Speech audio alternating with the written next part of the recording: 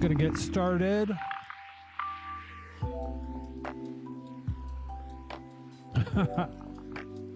Hopefully it's better than the last show. Maybe it'll last a few minutes longer.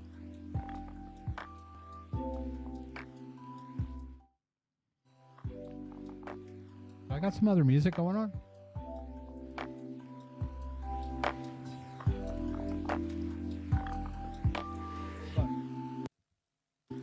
No? No? I think that's it.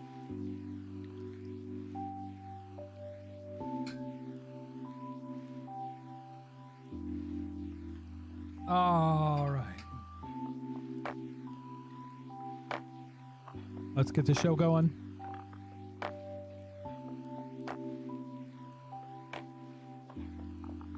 Oh.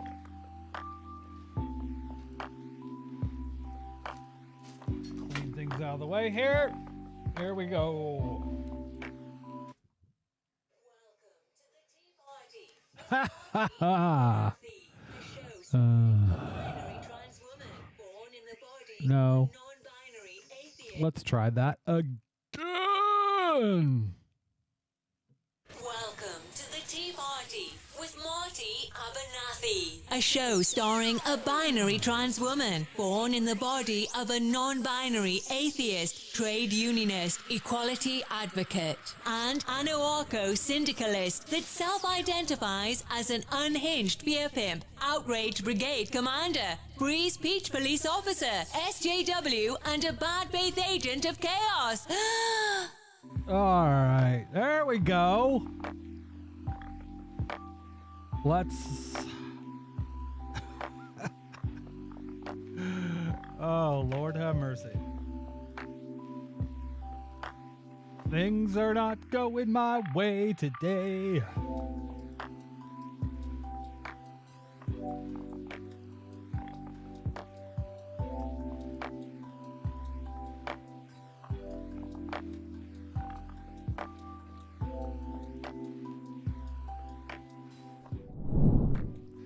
There we are.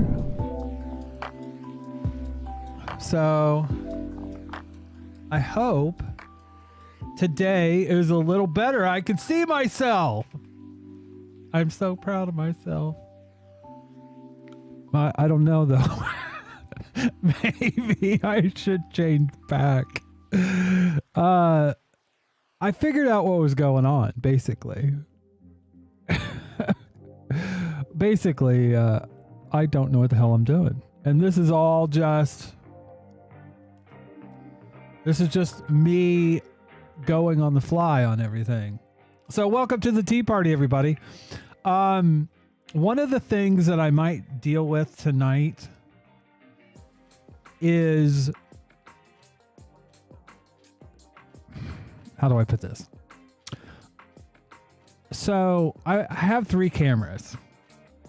My USB camera is no more. It decided to and it's my fault. I mean, I literally I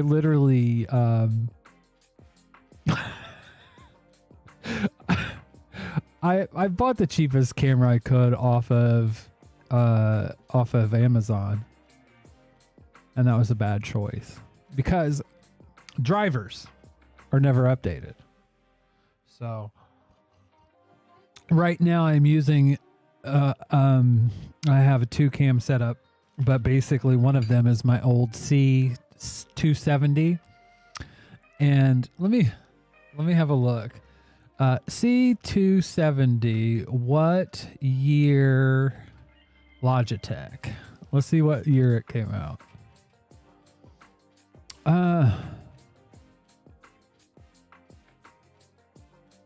Oh, come on. Give me a date. I want to know how old this thing is. 2013. There's a review from 2013, if that tells you anything. So I know there's a bunch of nerd stuff going on in my head, but basically what it boils down to is for some reason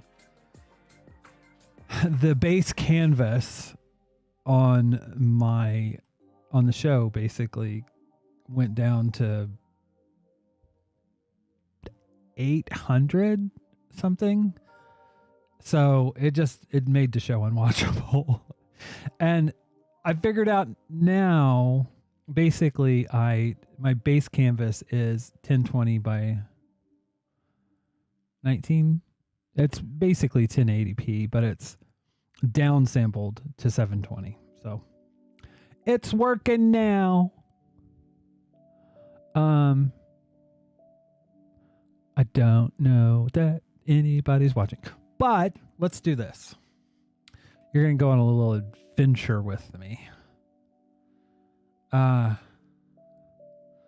Let's pop actually a little behind the scenes here. I bought me a foot pedal. So you could see, and this is the C270. My 8-year-old webcam. And it'll do for right now, but I'm afraid it's going to freeze up, but whatever happens. I just realized something too. I am so happy. Before I had surgery, I used to worry about drinking, because if I drank too much water, or tea in this case, I would literally be out of it. I'd be hiccuping and all kinds of stuff. It was not fun.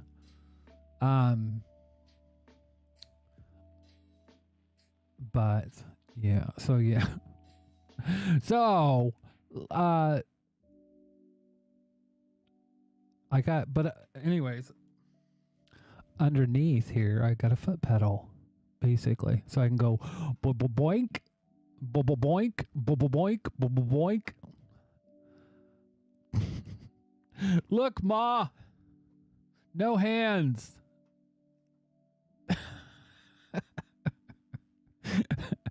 I'm having way too much fun with this. Anyways, I'm silly. So let's get on with the show. One of the first things that I'm actually going to do is we're going to go over here to Twitter. I'm going to do this. I don't know how much longer I'll do this, but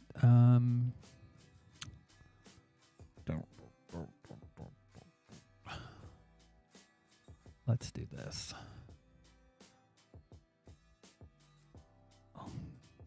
Oh, there we go. I think I said it on my last show, but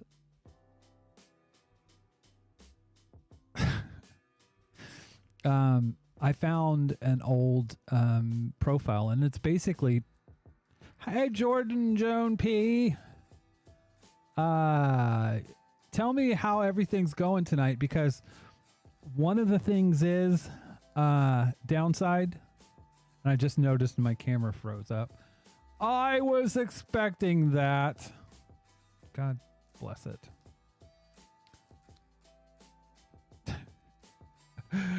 Well, let's see. I'll switch back here in a minute, but so basically what it boils down to is I'm gonna have to buy a new camera, because this one works. And if I want to continue to do green screen, then actually, you know what? I can do this. I can go see how you can see how the cheese is made. We'll go. Well, just make up your mind, Marty.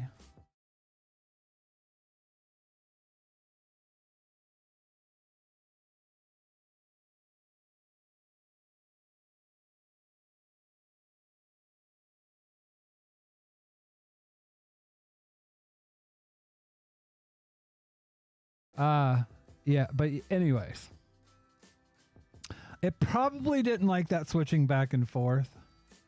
I want to check too. Hey, some random geek is here as well. So basically, I used to do this show through Restream. They had a little platform, and you guys could see everyone's chat.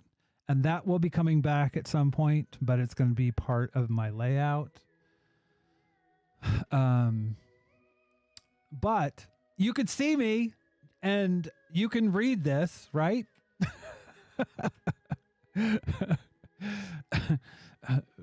Basically that's the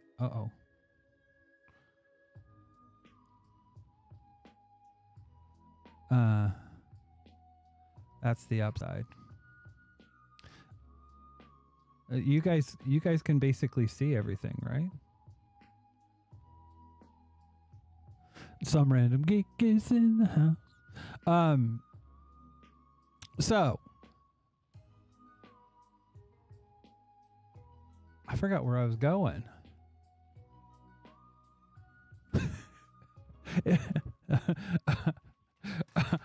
Actually, I think what I was gonna do was bring up some video. Actually,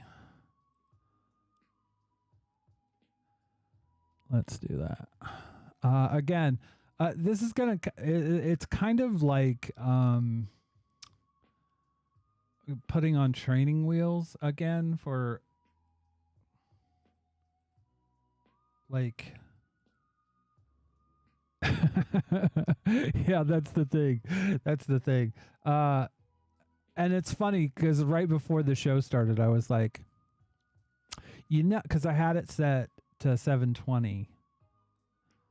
And then I was like, well, maybe I can. I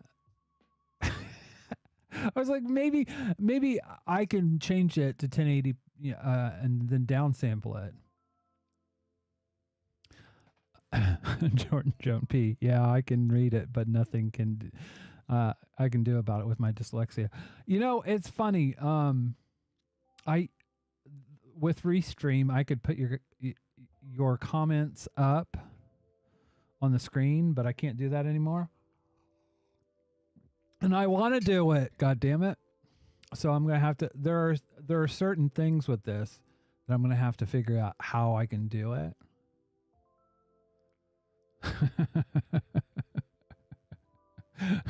Some random geek, dyslexics of the world untied.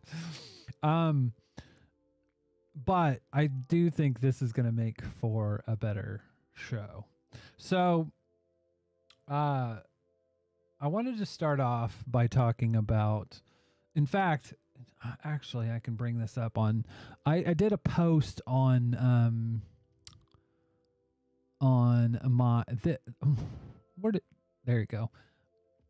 It kind of blew me away. This was a headline, in one of the shops.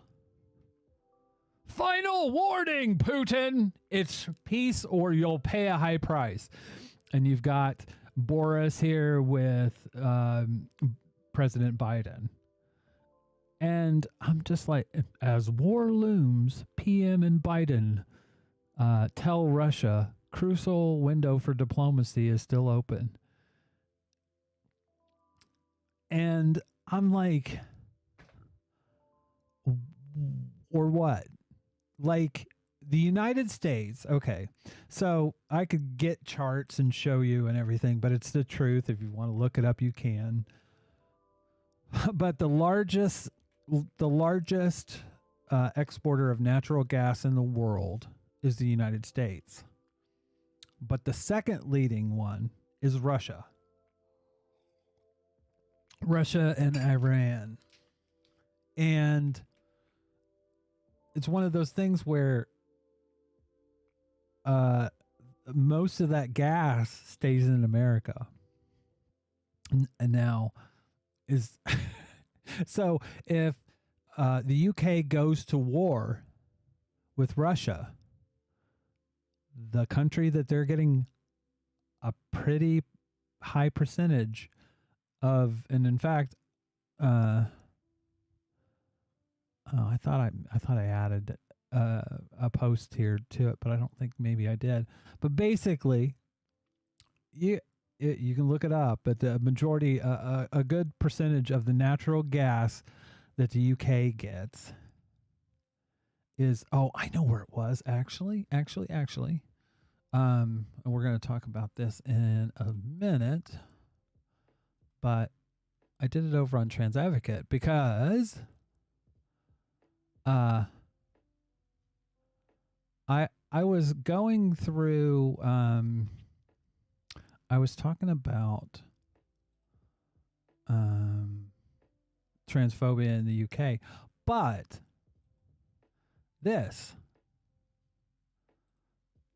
relying on luck, why does the UK have such limited gas storage? And it goes into basically the Tories sold off storage of natural gas. And this was back in September of 2021. And the prices have just went up. Heating prices have went up. And look here, the energy crisis no one saw coming, and it's just getting worse. Going to war with Russia will devastate this economy. So the UK is not going to push for war. The only way that's going to happen is if the United States pushes it, basically. How did that get over there? You're a bad dog. Bad dog. I found this. I thought this was pretty apropos. But then it's unprovable. I mean, my God, what is the evidence? So AP journalists asking the State Department spokesman for evidence of Russia false flag. That you have that suggests that the Russians are even planning this. I mean, I'm not saying that they're not, but you just come out and say this and expect us just to believe it without you showing a shred of evidence that it's actually true. Other than when I ask, or when anyone else asks, what's the information? You said, well, I just gave it to you, which was just you making a statement. Not you. Believe me. You should believe me. That is so here, and here's the thing. I have a hard time with anything anybody in the West when they talk about China or when they talk about Russia.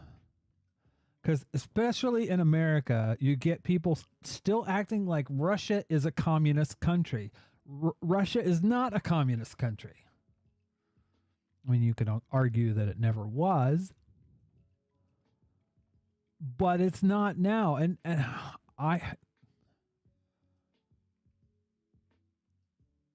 well, let's watch this. This is another video that I found on the Tick and the Talks. You see, this right here is the problematic narrative that the imperialists love to bring up. If you oppose us going in and bombing 1 million Iraqis, you're on the side of Saddam. And it's the same thing here.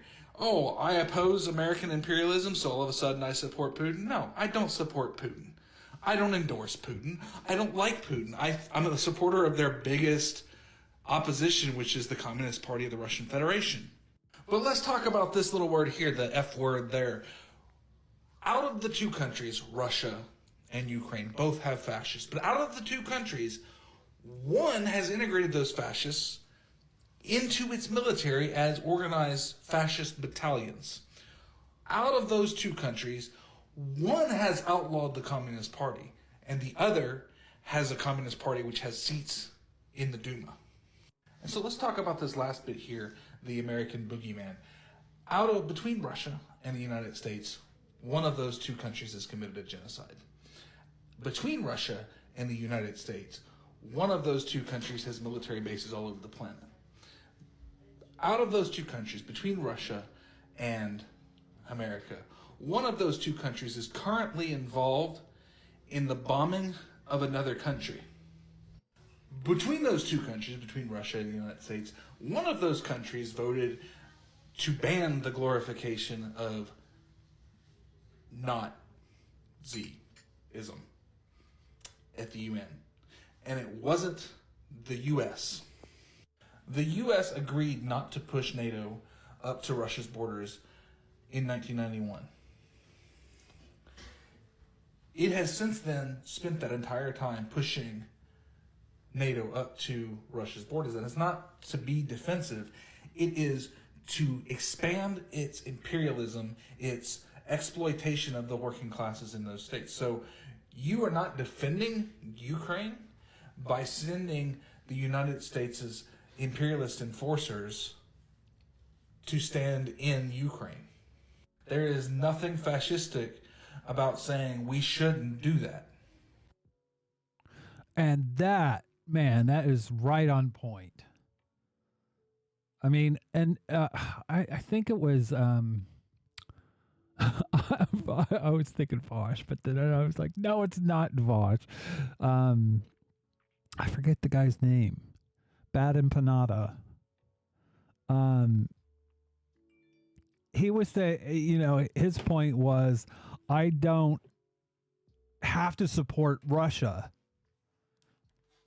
the choices are not just support Russia or support Ukraine. As an American living in the UK, I don't have a dog in this fight, and neither should anyone else. And basically, as an American, I'm saying stay the fuck out. NATO is the North American North American Trade Organization, right? This has nothing to do with trade, and it has nothing to do with North America. So stay the fuck out of it. Annoying. Very annoying.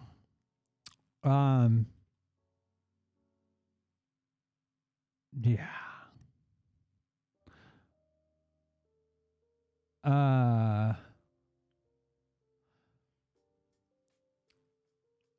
So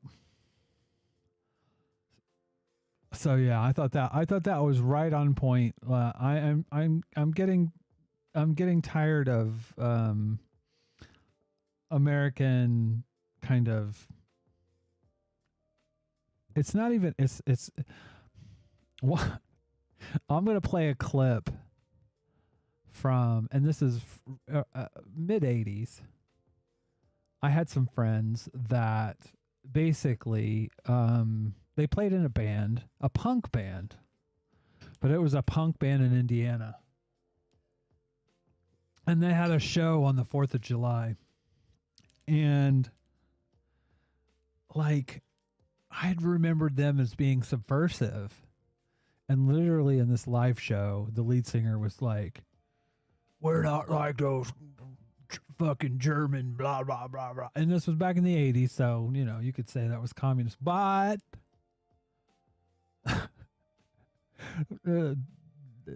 they were basically spouting nationalist talking points, not American nationalist talking points, not any kind of thing that I would consider progressive or subversive.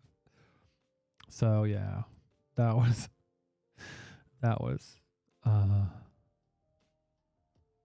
pretty funny and interesting.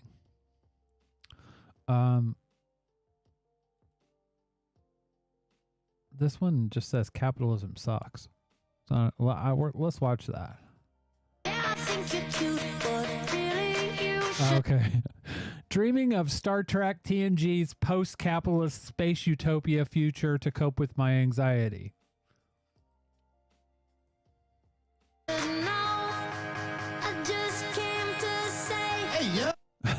Elon Musk bringing imperialism to space. The Kessler effect, meaning we may have already trapped ourselves on the Earth by polluting space. Cosmic expansion, meaning soon there may be no chance of first contact and eventually the stars will disappear from our sky. Hun, that's not going to happen in your lifetime.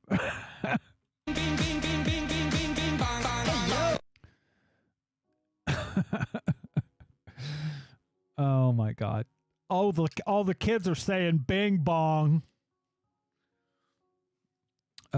Let's see if I can make myself large Marge without killing my cam. All the kids are saying bing bong, and apparently it means fuck it, I think. Anyways, bing bong. You know, I really do like this pedal.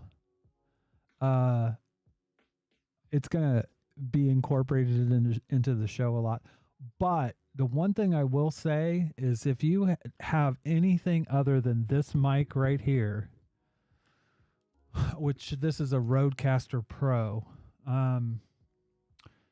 and like if I get away from it, like I literally can have the fan on and you guys won't be able to hear it. You can't hear my computer. It's very good about, I mean, it has like a space. That's why I have to sit right up. And I like having something in my face like this. So that's good. But if you have like a SMB, what is it, 7? Anyways, if you have another mic, this thing's loud. It's like click, click, click. My review will be up shortly. But I am going to say, that's the one thing that did surprise me. It's really high quality, but, and Elgato is a fantastic company as far as their products. Their customer service sucks. But yeah, all those things that she said were dead on. It is depressing. It is depressing to think. We've not only polluted our planet, we are polluting around our planet. And if this motherfucker gets his way, he's going to pollute the rest of the planet. They just, capitalists, they won't stop.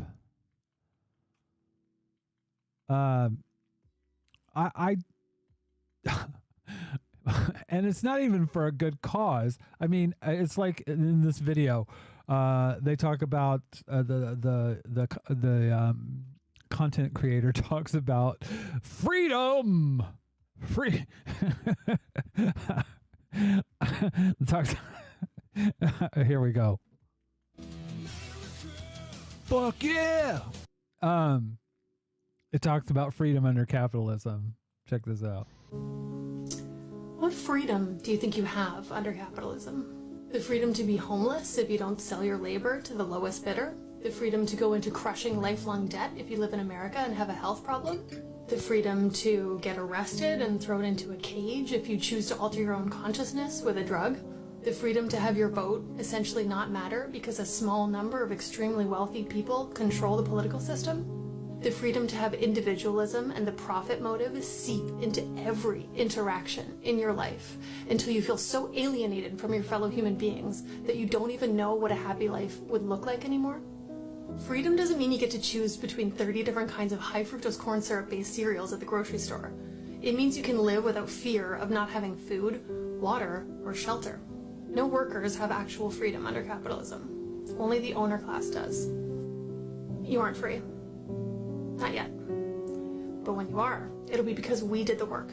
Well, you buried your head in the sand and told yourself that your shackles don't exist. Also, you're thinking of Venezuela, dipshit. If you're gonna be a bootlicker, at least get your spoon-fed propaganda talking points right. I had, do you know what? When I first watched that, or when I first watched it, I didn't watch it all the way to the very end. Wait a minute. I have to like see that. What? Thinking of Venezuela, dipshit.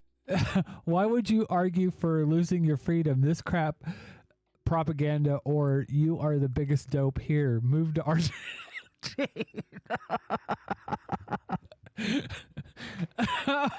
Oh dear. That is so fucking on point. Oh, it's disturbingly on point. That is just fantastic. Oh God. Conservatives, they'll never they'll always be like that. Never on point when it comes. Oh dear.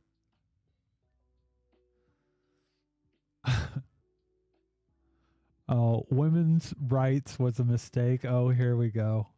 I have a feeling this this person's gonna end up getting banned. But yeah, we build societies an invention. No, what patriarchy did was oppress and dominate, but mostly oppress the rest of the fucking planet. And literally gonna kill everyone on it. That's the colonial fucking patriarchal cis het white planet. Oh dear, here we go. So yeah, that was fun. I may have brought this on myself. I'm not gonna lie. Because I did include Gamergate hashtag, or not hashtag, but in the title. And I did that specifically, not so much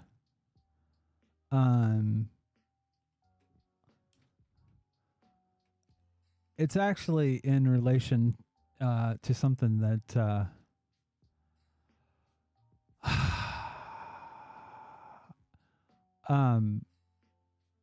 we might as well talk about it. Trans people. Check this out. It doesn't make you that gender. And to try to like deny just basic biological facts. We all learn this in high school. Like, let's stop acting like it's something new and different now because it's like the hip thing to say. I'm sick of hearing this argument about biology in regards to trans people because we are forgetting one very important thing. We ignore biology all the time. When cisgender women struggle to have children, what do we tell them? I'm a late bloomer. I didn't fill out a bra until I was 22. What did everybody tell me? If a cis man ever has a moment where he can't perform, if he's older and has to take medications to perform, what do we tell him? This doesn't make you any... Finish the sentence. Go ahead. Right. Doesn't make you any less of a man. Doesn't make you any less of a woman. How do we know Elmo's a boy? How do we know God is a man? Damn sure ain't biology. We ignore biology all the time, but when it comes to trans people, we put our lab coats back on. That ain't right. And this actually reminded me of a fucking tweet. Sure is a lot of dudes suddenly giving a shit about women's sport after trans people became a culture war topic. And this reminded me of the whole what was it? Oh God. It was ethics in journalism. in gaming journalism.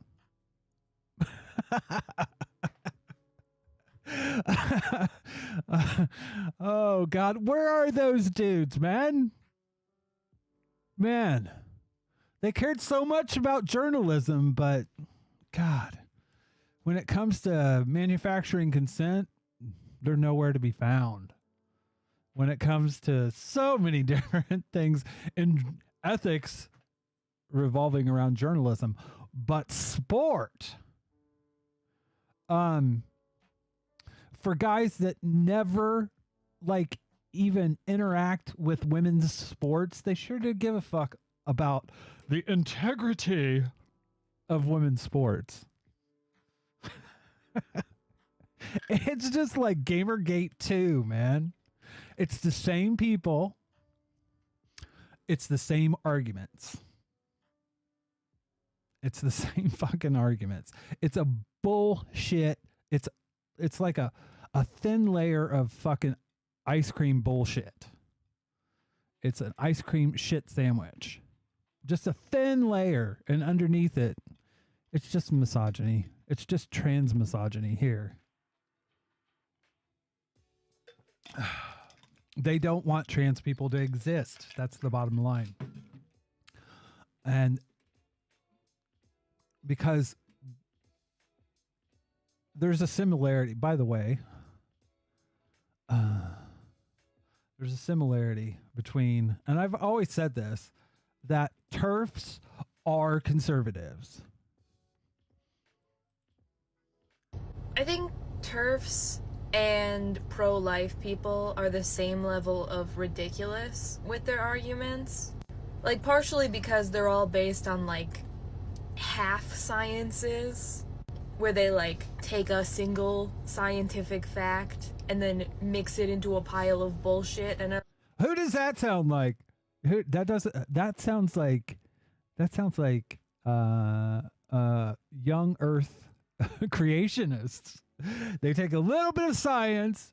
What about the carbon dating? No, we don't believe in that because that doesn't align. And now they'll start believing in carbon dating when they can kind of shoehorn it in to their idea, that the Earth is 6,000 years old. But yeah, they don't believe in carbon dating because they don't believe in something unless it fits their narrative. They don't go searching for the truth. They want to go make the truth. like, see, it's scientific. And also because, like, the longer you go down any of their arguments, the higher the chances are of you finding something just, like, blatantly sexist. Whether they like it or not, at the back of all of their arguments is just, women is when have baby. And it's just so ridiculous to watch them try and, like, hide that. We all know there's no point in trying to hide the base of your argument. And the thing is, like, I've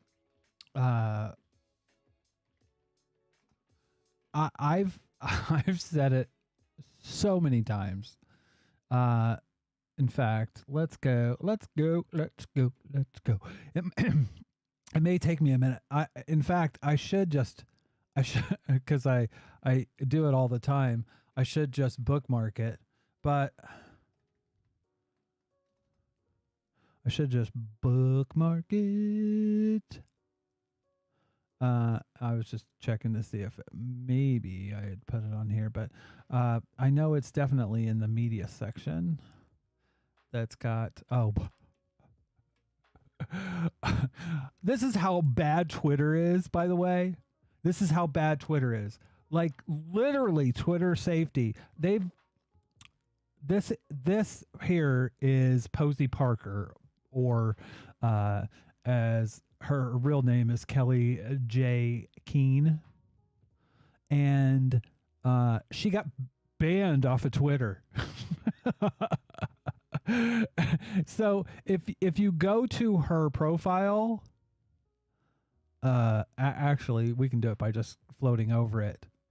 Adult human and female .store, not run or monitored by Kelly J / Posey Parker. contact her, not at this email address, not here. So don't look here, because some people were actually talking about Graham Lineman. He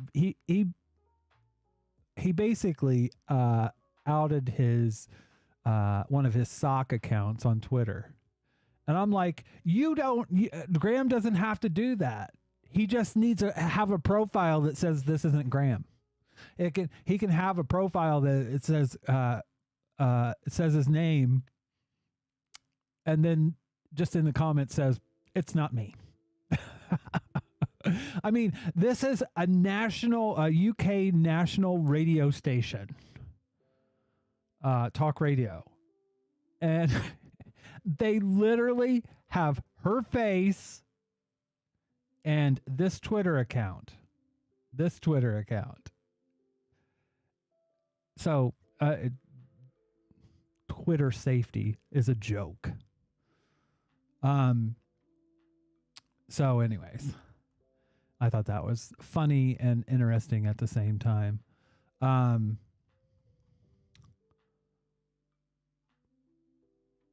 Yeah, right here.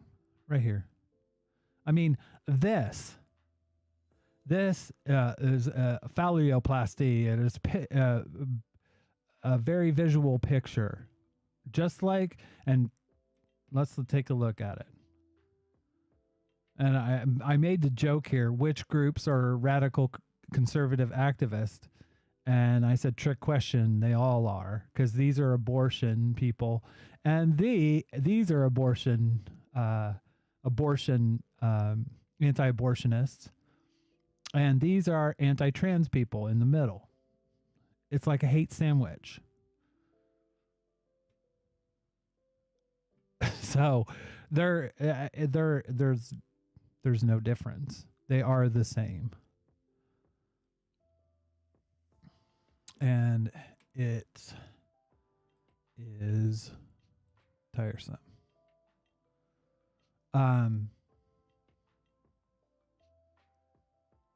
I found this on Ben Shapiro. I thought this was fairly interesting. Male if they're biologically male, and I will call them by pronouns that match their biology. Because, well, here's the thing. This is what's funny about this with Ben. I mean, ultimately, he doesn't know what your genitals are, what your biology is. They're talking about, when you're talking about biology, you're either talking about genitals or you're talking about chromosomes, which he does not know. He doesn't know either. By the way, I can do this. That's an upside, and it actually is over here. But he doesn't know either of those things, really. So what he's going on is not sex, it's gender. So he doesn't understand biology. This is what pronouns are. Benjamin. So for one, you clearly fell asleep in your biology course. Because one, you're conflating sex with gender, one being an objective experience, and one being a subjective experience.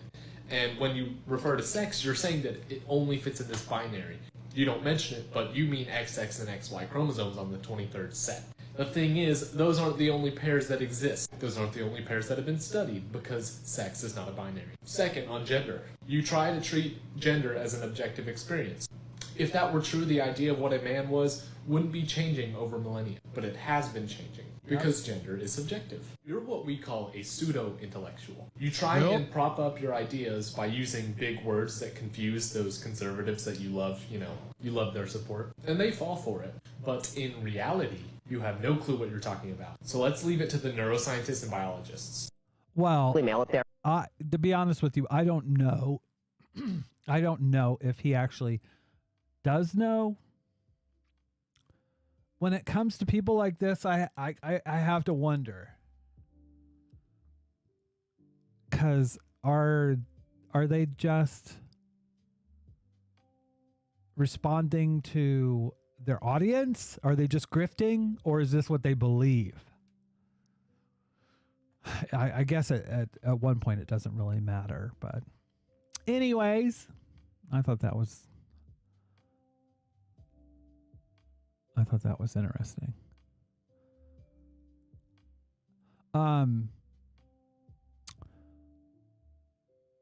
And you know, this content creator posted this, and it's so on point. I mean, when you're talking about trans people in sports, they have to be like,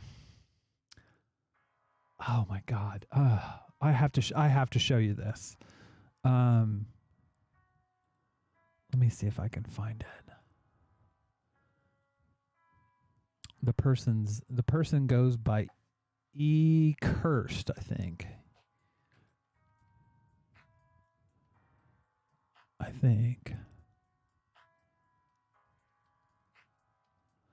But oh, damn it. Let me see if it's on. I saw this.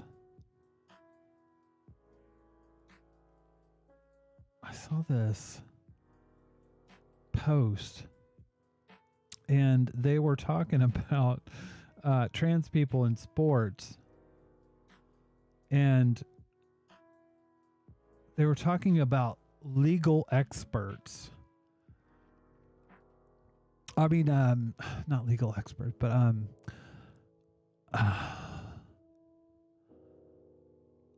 when athletes, they were talking about trans athletes, why they shouldn't get to compete. And I'm just like, oh, really? Like, they talked about base, like an athlete's base, their core ability. And there's no such thing. There's no, when you're talking about performance, that's an individual thing. There is no universal base. I think this is it. No. Damn it. I wish I could find it because it was so fucking hilarious. But I don't think I saved it. Oh no, I take that back. I do know where it's at because it was that fucking post. It came from this post. Check this shit out. Oh, here it is right here. It's absolutely irrelevant, and you know this because it comes up so often. You cannot assess advantage or even tell it exists by looking at outcomes on its application in one person versus another. It must be pre versus post because an outcome of an advantage is a function of two things. First, there is the athlete's base level performance, the start point, as it were. Next, you add the advantage to the base level and you get the outcome. If the starting point is inadequate, no advantage will produce winners or, quote, over performance. It's like if you gave a motor, if I gave you a motor in a bicycle, you'd be better. The advantage is real, no denying it. Would you win or even finish the Tour de France? Maybe, maybe not. Depends on how good of a cyclist you are without the motor. That's why pre versus post is in the same person as how you assess advantage, not A versus B. And so any relative underrepresentation of trans women in women's sport is absolutely irrelevant. It says more about the base level of performance, which is simply not good enough to turn retained advantage into competitive achievements. This has got to be a troll account. As somebody said in this not Kirsty, there is an advantage, but it hasn't led to the domination of women's sport by trans women because trans women are just usually quite bad at sport, and that's why they shouldn't be allowed to compete against cis women.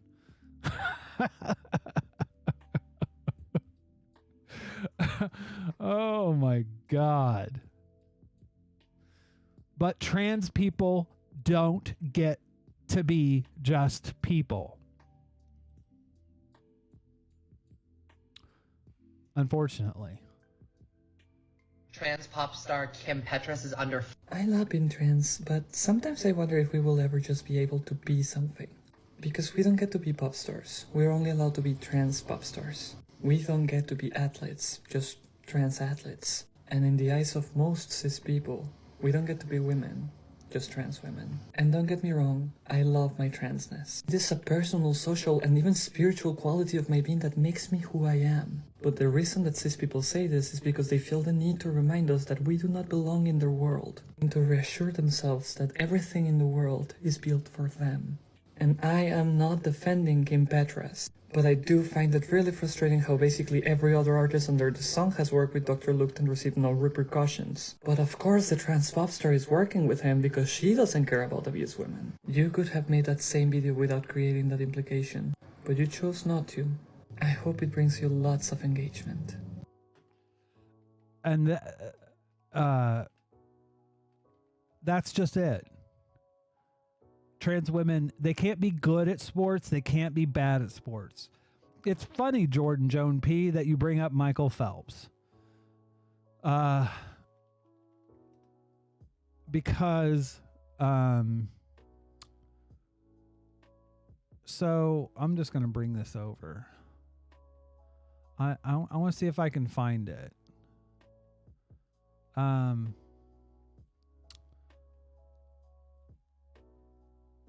So skip the ads. So this is, I want to see if I can find it. South African. They're talking. Interesting thing though, the other day, it was a different case. It was a trans woman that was competing, and they were kind of flipping out.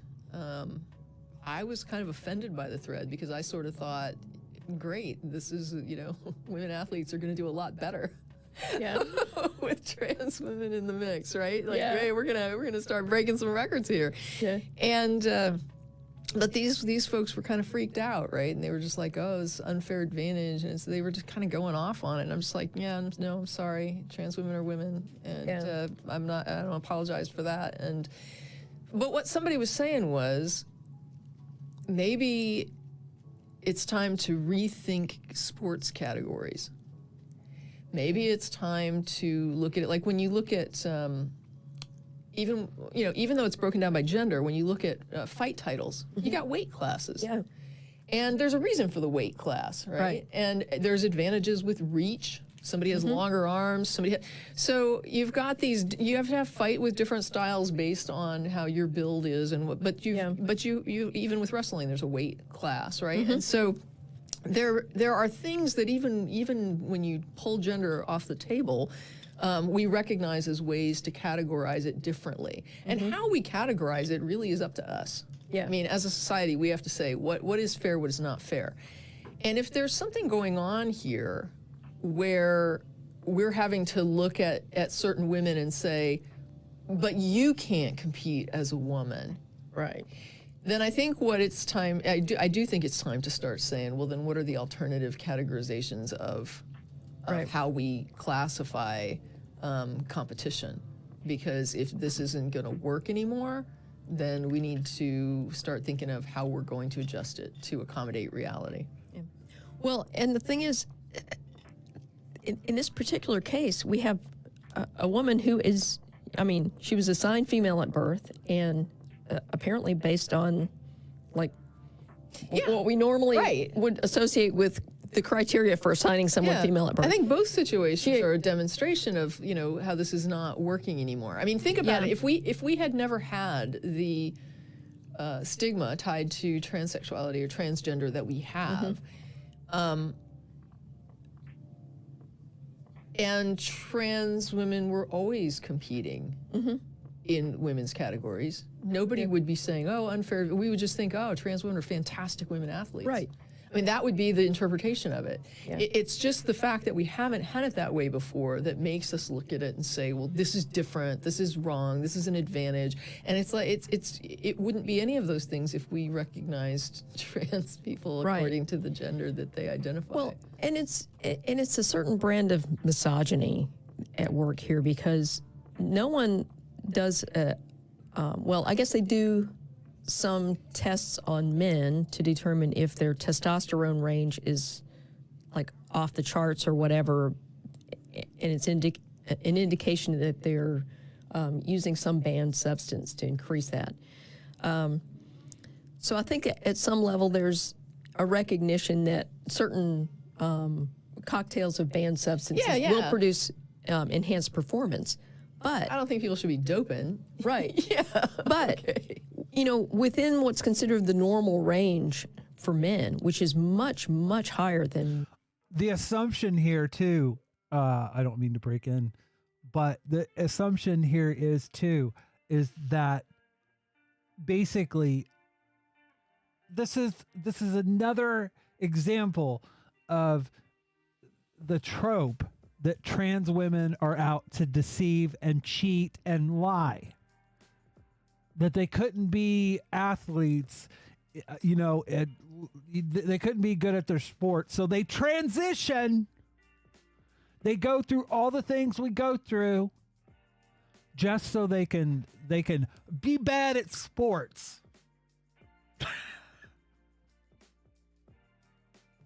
Than what women produce, okay?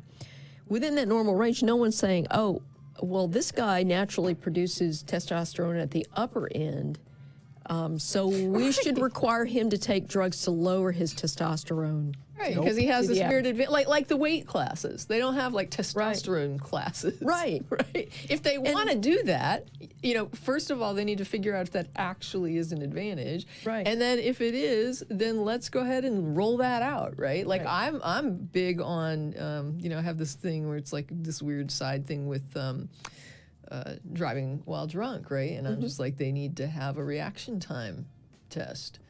And that needs to be what we roll out, because that's what it is we're trying to judge, is reaction times. Right. And right now, that's not what they're looking for. Right. Because being sleep deprived will make you as bad a driver as someone who's impaired from and sleep alcohol. deprived doesn't go away. Right. Well, I want to see if I can find, because there's a part in this. Again, we don't know that this actually even confers an advantage. Right. Here, but here. I think this is exactly what actually even confers an advantage. Right. But this is like so one of the things I made a point of on a Facebook page when I posted an article about this is that when you're talking about world-class athletes, almost all world-class athletes are to some extent freaks of nature. Okay. Yeah, like you got the basketball players that are, you know, 7.5 feet tall. How many people are 7.5 feet tall? Yeah, I mean, average height guys, you don't see a lot of them playing in the NBA. You know? Yeah. It's not impossible, but it's rare. Not the norm. Yeah. And we understand why. Yeah, and so so she has this genetic anomaly or variation. She's a little outside the range of what most women are. Yeah. And that's it. But I mean, she's still And so the other thing that's important to recognize is that genes confer only potential. They don't change anything about how you're trained, how you're prepared, your commitment to the sport, or anything like that. So if she had grown up with this genetic variation and had never tried her hand at middle distance running, let's say she decided to take up golf or baking, or whatever. It's like, I'm going to be a chef. But just kind of just keep it in the realm of like a competitive sport. If she were a professional golfer. Yeah, no one would be saying, oh, she's got too much testosterone, we don't want to compete with her. Or maybe they would, I don't know. But again, there's no evidence that this actually makes a difference when it comes to this level of competition, where almost everyone is a freak of nature in some way. But the thing is, let's say she dominates the sport during her career as a runner. Then you have a woman who dominated the sport, who set all kinds of records, and that's awesome. Yeah. That's not just awesome for her, that's awesome for all women. And it's almost like, when Michael Jordan was playing basketball, at a certain point, you just got to say, if you're a good basketball player and you were born during the era of Michael Jordan, I'm sorry you got overshadowed, right? But it's just like, this was the prodigy of the sport. Right. And you have, just like if somebody's a musical prodigy. Yeah. You don't say, something's weird about that kid, though, so that kid can't compete. We're not going to let them do recitals because they won't let the other kids have it. The whole thing is It's supposed to be, For just 67. Damn ads. Hold on. So the point here, and I think she's getting ready to talk about it. It's funny because Jordan Joan P, I believe, mentioned Michael Phelps. I just can't wrap my brain around locking somebody out of it because they'll do too well. Right. In an event that is supposed to be all about the extreme limits of human performance in that sport. Yeah. And what's really disturbing is this idea that, you've got so many people that want to promote this idea that, like, oh, if you have a uterus, then you're a woman. And it's like, so here's this person who is, biologically fits that narrative, and they want to kick her out because of a testosterone level. And it's just like, really? So please tell me, like, where's the list of criteria? Like you were saying, what is my testosterone level? I have no idea. No idea. Yeah, no one knows. Now I might know if it was elevated, right? Like, I mean, I guess my doctor might alert me if it was like really elevated, but yeah, like watch your heart. Women with PCOS have high testosterone, by the way. But if it's a normal variation that you have, it might not even produce any symptoms in you. Yeah. And so apparently the symptom it produces in her is that she runs really fast. Great athlete. Yeah. So the International Association of Athletics. So anyways, I don't want to play this whole thing, but somewhere in this interview, and you can go godless bitches and transgender in sports and listen to this whole thing. It's really, really good. I did catch a lot of this is just so on point. So on point. In fact, I think what I'm going to do is whenever there's a debate with this, I'm going to timestamp it, get a link, and say, read or listen to this. Because this is on point. What they talked about, in fact, I'm going to download this and edit it and use it for an argument when people say this as far as trans people in sports, because it's bloody on point.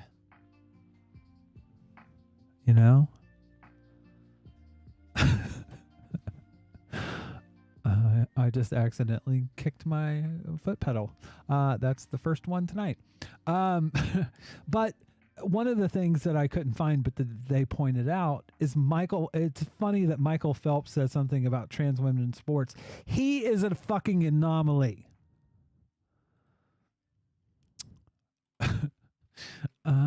Michael Phelps webbed feet. Let's see. A scientific analysis of Michael Phelps' body. What makes Michael Phelps so good at swimming? He's 6'4". 6'4", his arm span to 6'7". But Phelps is not an ordinary person. His arm span is 6'7", 3 inches more than his height. Generally, a person's arm span is equal to his or her height, but Phelps is not an ordinary person.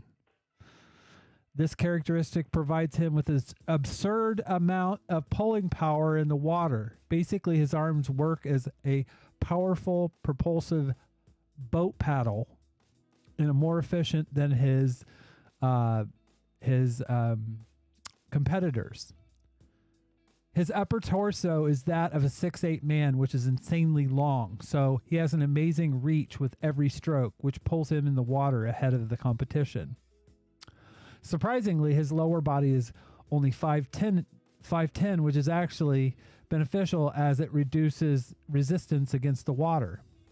Phelps's palms and feet. Phelps has huge palms that support his paddling ability and size 14 feet, which essentially act as flippers, the kind of fingerless arms that seals have. This humongous set of feet is attached to extremely flexible ankles, which work like fins. So, I mean, there's all these things. And some people have even said he has like webbed feet, or webbed hands and feet. Anyways, his body is literally an anomaly. In the same way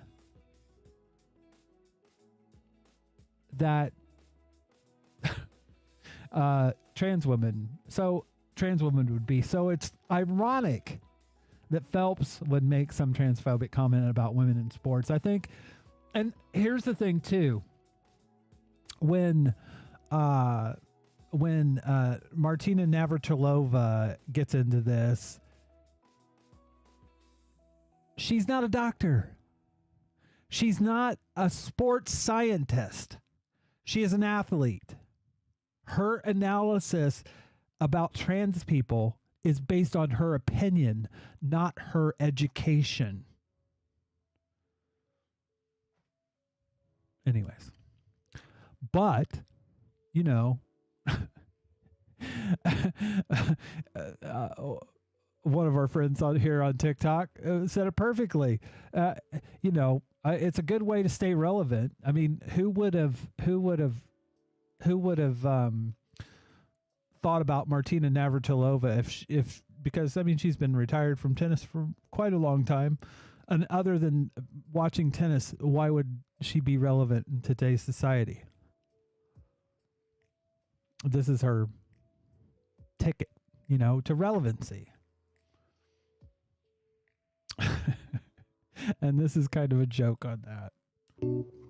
I feel like I should just continue using the hashtag Harry Potter for everything I post, because I'll make videos about religious brutality, racism, misogyny, and they'll get no views. They won't land on the FYP or anything. But the second I say something horrible about a badly written book, I'll get a bunch of notifications. And I really wouldn't care if I pissed off a bunch of people who liked a TERF's book. Yeah, that's it. That's it. Not many people talk about FGM, but it's still a worryingly common practice. So this person says, no one ever talks about FGM. I highly encourage you to go watch this video, but on top of that, I would like to point out that surgeries done on trans men are not FGM, contrary to what TERFs are saying.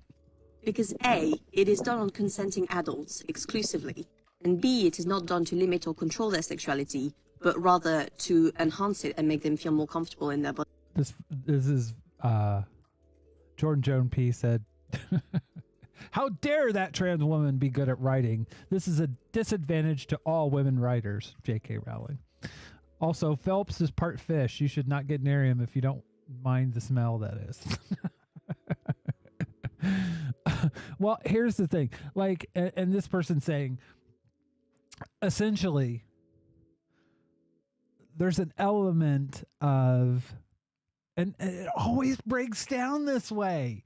There's an element of my body, my choice, and all these arguments. And people, they'll sit there and say, oh, I'm a leftist, but I think this transgender thing is regressive. And I'm like, where is the crowd for bodily autonomy? Whether it be abortion, whether it be marijuana laws, you go down the line. People that support bodily autonomy, typically, it's usually not TERFs. In fact, let's go look. Let's see. Janice, remember Janice Raymond?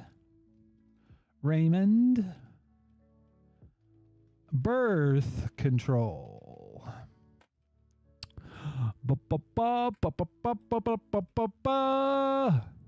Let's go to that.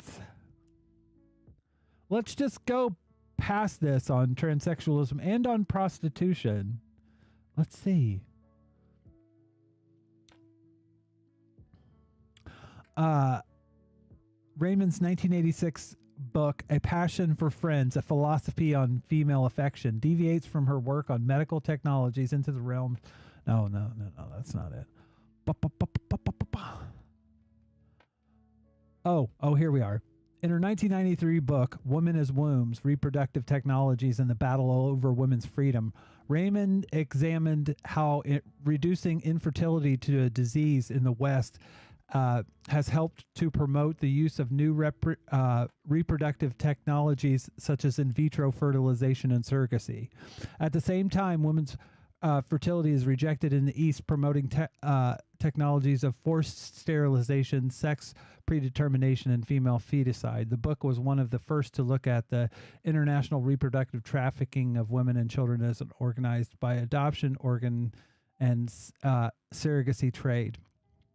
She is literally against birth control and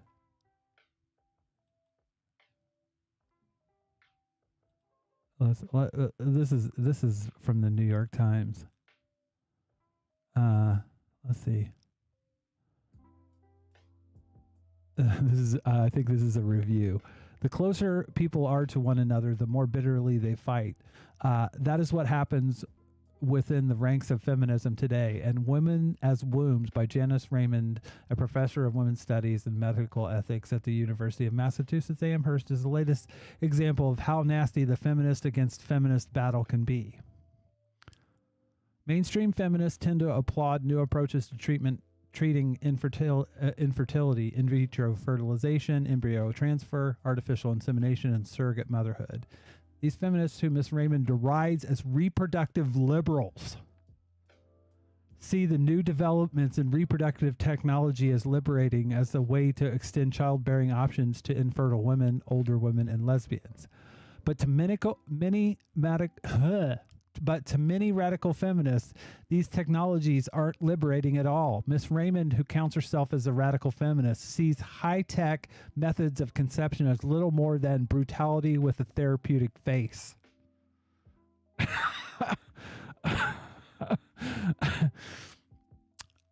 Ms. Raymond's arguments often end up as political tirades. Surrogate motherhood, infertility treatments, and even contraception as practiced in the developing world all oppress women, Ms. Raymond contends. So if you can't have a baby and you need to have help with that, you're being oppressed. For example, according to her, surrogacy is, at base level, men using women as instruments to serve their own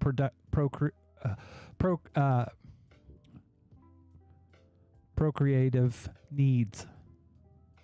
And that's the thing. Like, women don't want to have children. These women are going through all this for the men, right? That's the intent in what she's saying here.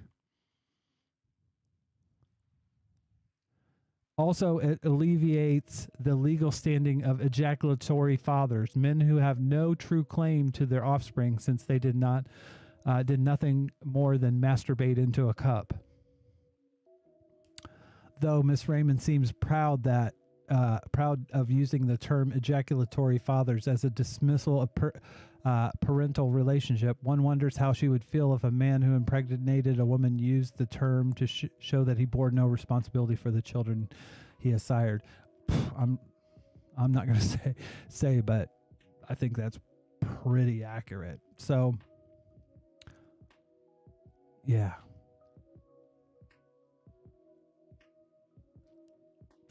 So there you go. I mean,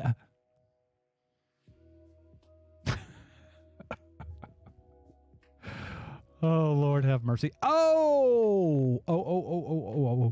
And I was talking earlier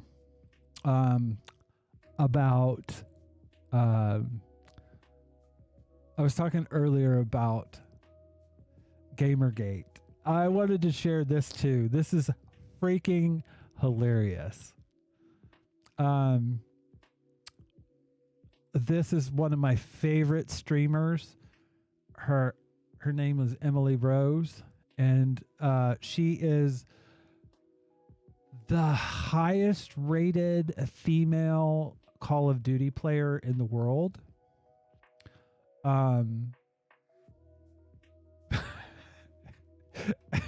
And I think if I learn how to do raids and I get a big enough audience on Twitch, I'm going to always raid at the end of the show, a raid to her stream, because this is just top tier level. If you're gonna be sexist to me while I'm carrying you, I'm 100% gonna put you in your place.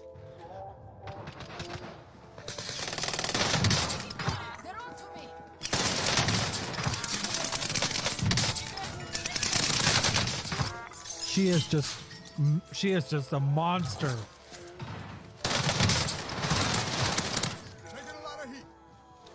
Yeah.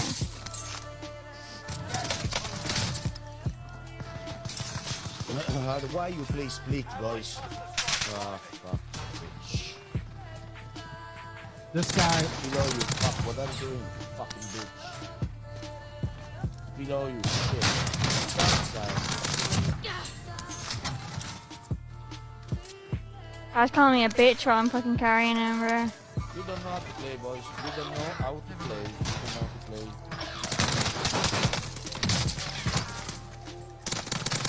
Below, fuck you. Yo, your dog shit. Shut the fuck up. Shut up. Little kid, shut up, little kid. Look, Shut up. little kid, look at my fucking kills and talk to me again. Yeah, you are a fucking shit, bitch. You have 1 kill and I have 10. Hey, who is you? Yeah, who is me? The one with 10 kills. Shut the fuck up. Fucking girl. Yeah, this girl is playing Warzone. So you are definitely full of problem. You're getting carried by a girl. A girl is better than you at COD, mate. Just think about that. You are born to fuck. You are born to fuck. You can only be my place. So don't play this fucking game. Yeah. I'm gonna fuck your dad and give him a kid that he actually will love.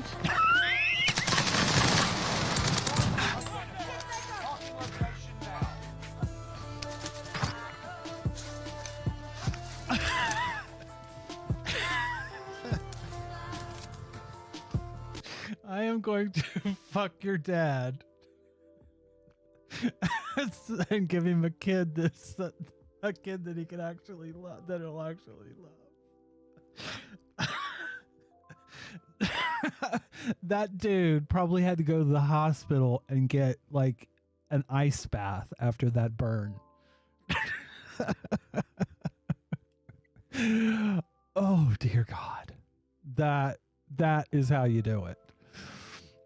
And in fact, if you want to know, I have my own stream going, so I can just check in. But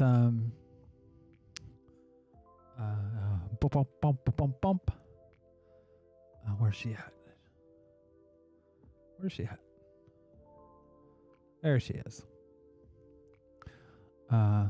Emily, she's on Twitch. EMILAA, and she is amazing.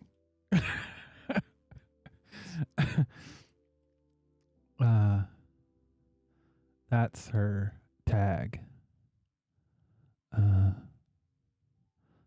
see if I can do this. Yeah. She's amazing. She's an amazing COD player, and she's got a Discord. She's really cool. Anyways, I think she's really awesome. So yeah, I thought that was really funny. Really funny. Speaking of misogyny, I saw this, and it really makes you think. Teenagers are the most unloved group in our nation. Teenagers are often feared precisely because they are often exposing the hypocrisy of parents and of the world around them. And no group of teenagers is more feared than a pack of teenage boys. Emotionally abandoned by parents and society as a whole, many boys are angry, but no one really cares about this anger unless it leads to violent behavior. If boys take their rage and sit in front of a computer all day, never speaking, never relating, no one cares. If boys take their rage to the mall, no one cares. As long as it's contained, and I'll continue reading here, patriarchy both creates the rage in boys and then contains it for later use, making it a resource to exploit later on as boys become men. As a national product, this rage can be garnered to further imperialism, hatred, and oppression of women and men globally. That was Bell Hooks, The Will to Change, an excerpt from Chapter 3. And that is so on point when you're talking about misogyny and how it affects men and boys. There was a video not too long ago on TikTok. I don't have it at my beck and call right now, but it talked about how men are, nobody cares about men. And it's totally, that isn't women's fault. It's essentially misogyny. It oppresses men, not in the same exact way, but similar. But this makes also I did something on this before, but I do want to talk about it a little bit. Nothing pisses me off more than seeing a guy gain a following for being a male feminist, and then later seeing him get exposed for being a total creep. And I've seen this happen so many times over the years. Some guy gains internet clout for talking about feminism and how men should embrace it because it helps them too. And then a little bit down the line, you find out that all the while he's been DMing underage girls, or sending unsolicited nudes, or just generally treating the women in his life like shit. It's just like, I don't understand the cognitive dissonance. Do they somehow think that feminism doesn't also apply to their personal relationships? Do they think that they're not being misogynist or patriarchal when they do those things? Like, what makes these men think that they're in a place to talk about feminism when they so obviously haven't even gotten the most basic values of consent and respect down? It just makes me think that they're like manipulators who are using feminism to create a certain image for themselves and make themselves feel better about their shitty actions. I put up Jamie Kilstein. If you don't know who he is, he used to be on Citizen Radio, and he ID'd himself as a male feminist. And there's other examples of this. Hugo Schweitzer, and there's a how male feminists allied alienated his supporters, and like, it is as bad as you think it is. People, and it's exactly what Gotham Shitty here is talking about. It's literally these dudes will use feminism as a brand. And honestly, this goes back to the same thing. You should never, ever, ever, ever call yourself something in a community that you don't belong to. If you're not in the oppressed class, you shouldn't call yourself an ally. You should never call yourself an ally or a feminist or a trans ally or a gay ally or anything like that. Those are words for other people to say about you, not about you saying about yourself. It should be something that it's not something that I should ever call myself. I shouldn't call myself a black ally. You know, I should never say that when it comes to race, because I'm not in the oppressed class. It's not my choice to say I am an ally. That's not for me to decide. That's for the community to decide. So, yeah.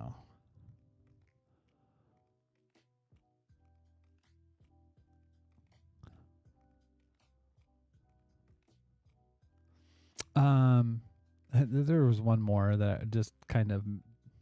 My favorite thing about this is that in my experience, men who say this do not. It says, I like girls without makeup. Well, I like boys without opinions. Know what they're talking about. Which I know, like, oh, men who don't know what they're talking about. Shock of shocks. But, like, literally, I will see dudes post pictures of a girl with a full face of makeup. And they'll be like, this is what I'm talking about. Natural beauty, no makeup. Like, bro, she has on foundation, mascara, eyeliner, a neutral shadow, lip gloss. Like, the only kind of makeup y'all are able to clock is, like, bright red lipstick or bright purple eyeshadow. Like, if it's not that, then you literally just don't recognize when we're wearing makeup, even though we are. So shut up. Oh, dear. Oh, dear. So, that's the show for tonight from content-wise. I still have a lot of content, but it's getting close to my bedtime. So we're going to slide on down to Comedy Mount, and we're going to watch some funny stuff. This one is on transition. I don't like to call it transitioning from a man to a woman. I prefer to call it jumping off a sinking ship.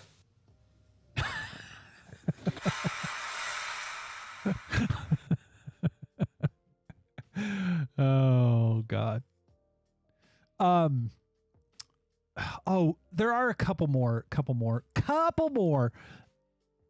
want to play them? No, I'll save them.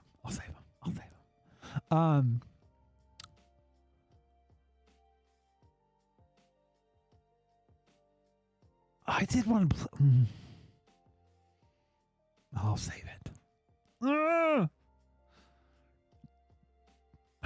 This one's on COVID.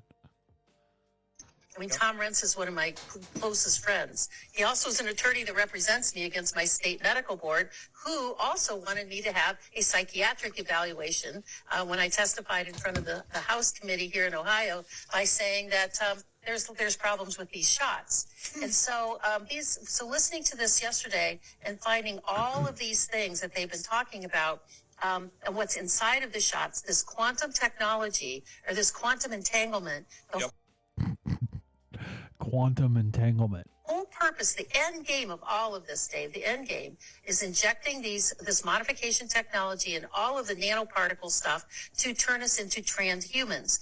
All of these people that are doing this are rabid transhumanists, and they want us to either be chronically sick or dead, or the ones that are left will be transhumans that will be able to be hooked up through the quantum entanglement to some of the most intense servers in the world, like the D-Matrix, and which it puts the Google servers to shame. And The D-Matrix. that we will become transhumans and transhumanoid. Their intent is to give each one of us our individual IP address, that we will be a node and an avatar with a replication of us to eliminate God out of our lives, to take God out of our genes, and we can be controlled externally by them. There's a lot to unpack there. I, first of all, think that Dr. Tenpenny needs to exit the medical profession. Hands down. It sounds like she may have a career writing Black Mirror episodes, which would actually make me happy because I think they're a couple years overdue for a good season. But more importantly, the Ohio Medical Board renewed her medical license just last September. I don't think that anybody that sounds that unhinged and that clearly believes the unhinged bullshit that they're spewing should be anywhere near a patient in a medical role. That woman has been spewing anti-vaccine nonsense for many, many years, and with COVID has gotten progressively more unhinged. And this is an example of why sitting around as a regulatory agency or as a professional association and doing nothing about licensed professionals spreading misinformation, what it leads to. It leads to absolutely unhinged rants from people like that are actually licensed to practice medicine. Jordan Jumpy, I love you. Game of all of this, Dave, the end game is injecting this modification technology and all of the nanoparticle stuff to turn us into transhumans. All of these people that are doing this are rabid transhumanists, and they want us to either be chronically sick or dead. Excuse me, ma'am. This is Wendy's.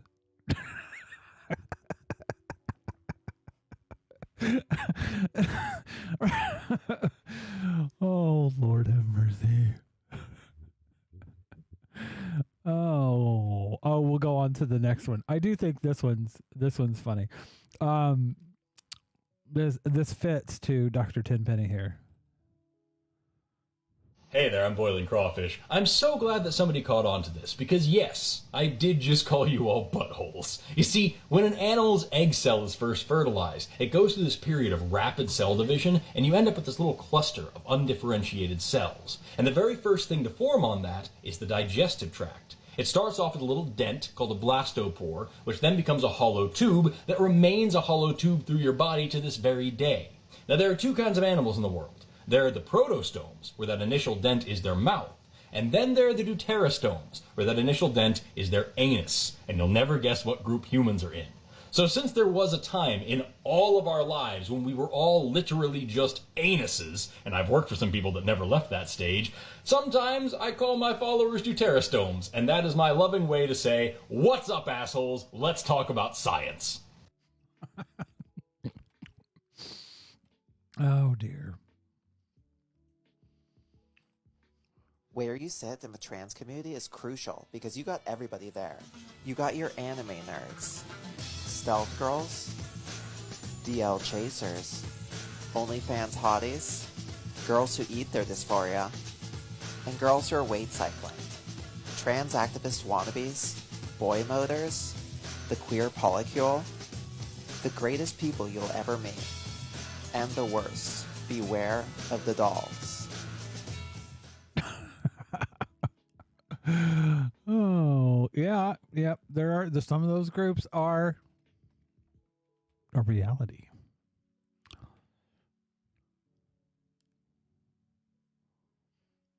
No.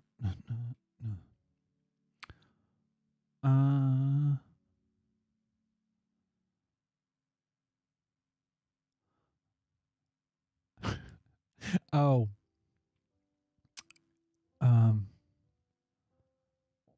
Oh dear. Oh, Riley. Where did it go? Where?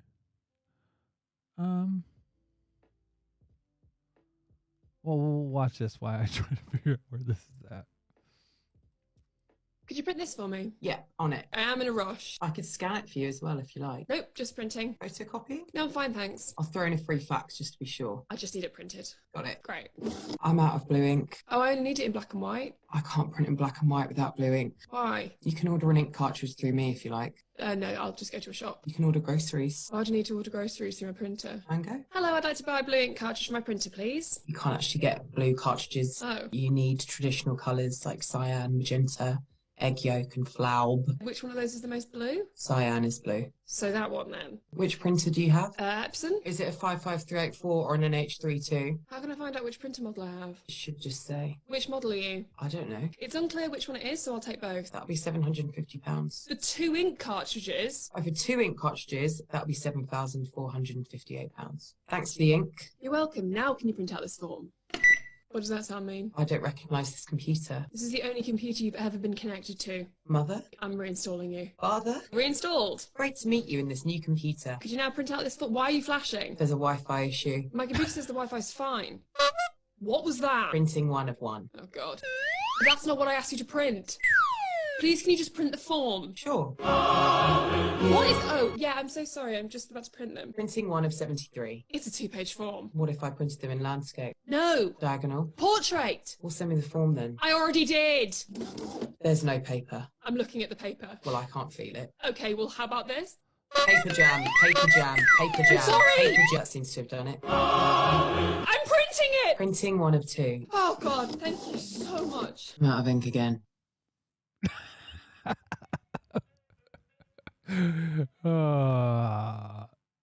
Yeah. Oh, so this is what I was looking for. So I saw this video on TikTok. Said it before and I'll say it again. I wish the rapture was real. I wish that pasty-colored Jesus was coming down on his pasty-colored cloud right now to pick up all the pasty-colored evangelicals and take them all to pasty-colored heaven. Like, can you get these fuckers off our planet so we can have a better world? Take them, oh white Jesus. Now, I don't actually usually give props to Seth Andrews, but he did this video and I thought it was really funny. On May 21st, 2011 at 1:27 p.m. Eastern Time, billions of people suddenly vanished. Witnesses report hearing a loud trumpet, followed by a blinding flash of light, and the sudden disappearance of men, women, and children everywhere. Christian homes, suddenly empty, are now providing free clothing, furniture, and appliances to be donated to the poor. The dramatic decrease in motor vehicles on the road is reducing the demand for fossil fuels, driving gas prices down to $1.93 a gallon. TBN, the Trinity Broadcasting Network, is now CSBN. Prison populations have virtually disappeared. Recycled Bibles are now being used to make juice and milk containers for school children. Former religious institutions are now being used for exploration, health, science, and recreation, including facilities for laser tag, the world's largest Jupiter jump, and the worldwide distribution of Darwin Genuine Draft. Our planet now has more money, more food, more space, more resources, more education, and more common sense than ever experienced in recorded history. There is a sense of joy, of jubilation, of freedom. The world unites in celebration in the wake of... Hello? Hi, is this News 1550? Yes. Hey, the Christians are all still here. Really? All of them? Yeah, nothing happened. They're all still here. Shit.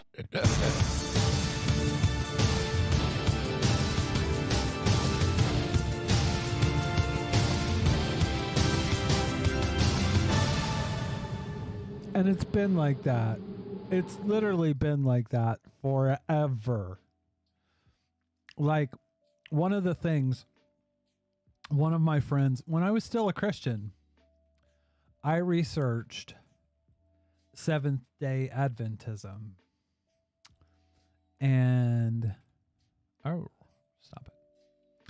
I think her name was Ellen G. White.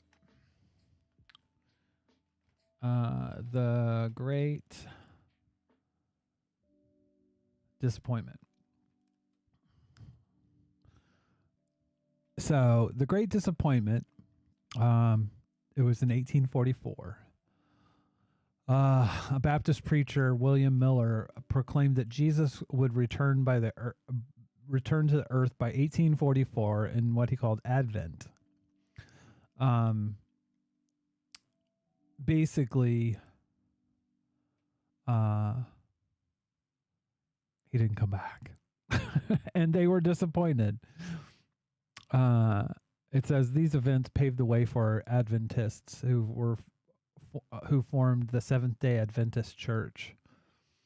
They contended that what happened on October 22nd was not Jesus' return as Miller had thought, but the start of Jesus' final work of atonement, the cleansing of the heavenly sanctuary leading up to the second coming. It's always that way. It's always that way. So, yeah. Not surprising. But, yeah, I really do wish the apocalypse would come. and they would go bye-bye. The world would be a better place. I hate to say it, but I think it's true. Okay. So, that's all I got for tonight. I have one more video, and I found it when I was searching for a friend of mine. His name's Jim. Jim is probably the biggest smartass that I've ever known, and probably my mentor when it came to sarcasm.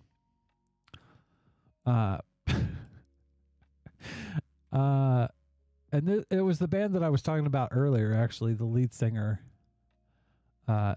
You'll see at the beginning of it. But I put this together. I thought it was hilarious. I'm the vocalist. The name of the band is Jot. I'm the guitarist, and I help write songs, and I sing some. I sing and play guitar, yeah. I'm the bass player and backing vocal. Now, hold on. Sing and play. I help write songs, and I sing some. I sing and play guitar. So Jim here is the drummer. He totally lied. And at the time, he did go on to actually learn how to sing. But at this time, he could not sing. And it was hilarious knowing that he was just bullshitting. Yeah. I'm the bass player and backing vocals, and I help write songs. I was in it about 2 years ago when they needed a drummer. So it's like... They picked me. I'll tell you one place I had my heart set on was like, there's a place called Bob's Pizza they had down there. Yeah, I heard the crowd's really hot. Now, there were places in Indiana, Cosmo's Pizza come to mind, that were like clubs that were pizza places as well. But Bob's To Your Door Pizza, I don't know. Let's see if it still exists. So yeah, it would be Indianapolis, Bob's To Your Door Pizza. There we go. It's still there. Yep. This was the pizza place he was talking about. This is where he wanted to play. Oh dear. What a venue. Yeah. He was being a smart ass.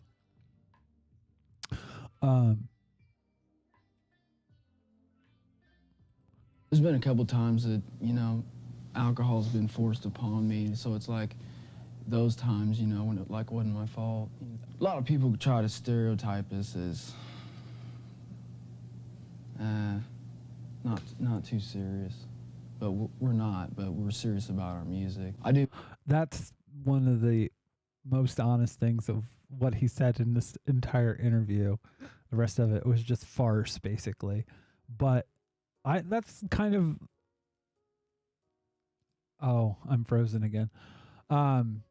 That's kind of a motto of mine. We'll go on and watch the rest of it. We want to maybe get out of here so I don't have to get a job. I don't like to work, but I just want to get out of here. I mean, and just play and get a label and be rich and famous and have kids, 6 or 7. Mom, I love you. Oh, yeah. That is my high school friend Jim. He he was something else. But that's where my sarcasm, that's where my sense of humor comes from, because we used to have, how Eminem would have the rap battles. Well, Jim and I would have sarcasm battles, essentially. See who could be the biggest smart ass. He usually won. Anyways, that's the show for tonight. Basically, if you want to help out this show, go to teapartypodcast.com. I am going to have a show on Saturday.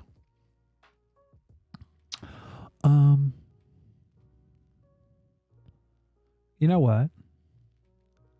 Saturday, we will do a Patreon. It'll be the Patreon show. And so if you want to be on the show, you can just $1 a month will get you there.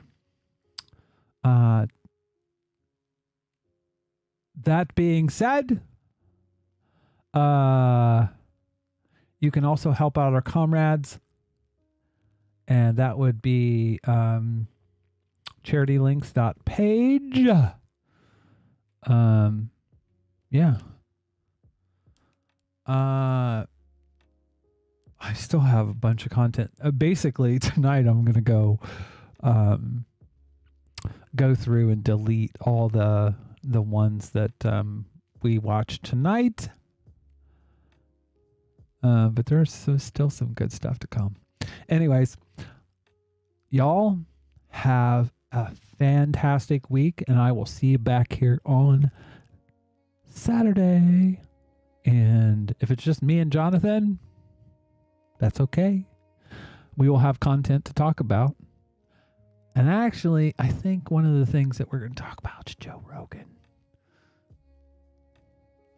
Yeah. Anyways, take care, y'all. Have a good night.